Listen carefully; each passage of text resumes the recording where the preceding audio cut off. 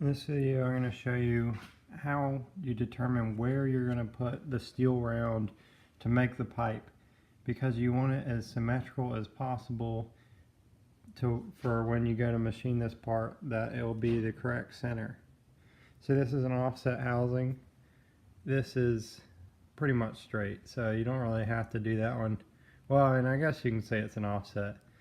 And then we just weld it on. So the trick is you make the plate first and bolt the plate on and grab our steel round. You have to determine where that's going to sit to be symmetrical with the housing. You have to put it on the machine and use the tailstock to hold it here, and that will make it as symmetrical as possible, and then you weld it while it's on the machine.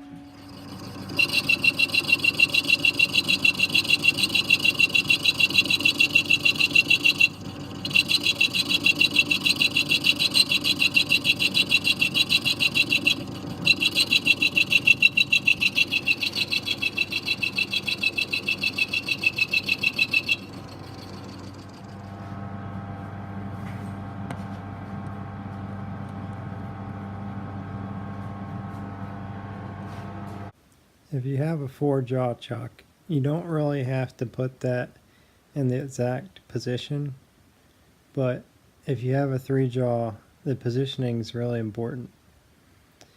Another thing to keep in mind, it's a good idea to surface it on the 3-jaw chuck, because then you get the symmetry.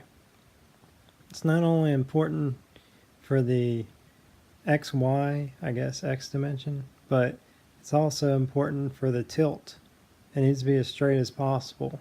But now you can fix the tilt if you go and resurface the plate before you put the housing on the plate. If you have a tilted housing though, the machining of the flange or the pipe is critical, because there is no adjustment for the tilted housing unless you make one in the housing.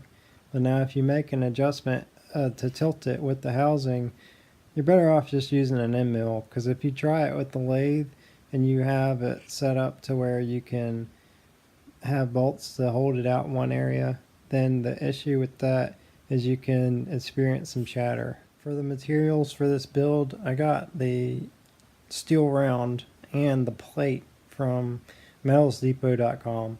So for those parts, the steel round is this 2-inch thick, and that whole pipe, you get like a foot of it. I think it's around $24. I can't really remember. I've been through a lot of that stuff. And then the plates are like $20. The plate I bought is 1/4 inch steel. However, you could get whatever thickness that you want. 1/4 has worked perfect for me. And then the welder I use is a Millermatic 211. I'm using flux core, no gas, and I turned it up to melt 3/8. Yeah, to weld 3/8 steel. So mostly I'm aiming at the pipe more than the plate because of the penetration.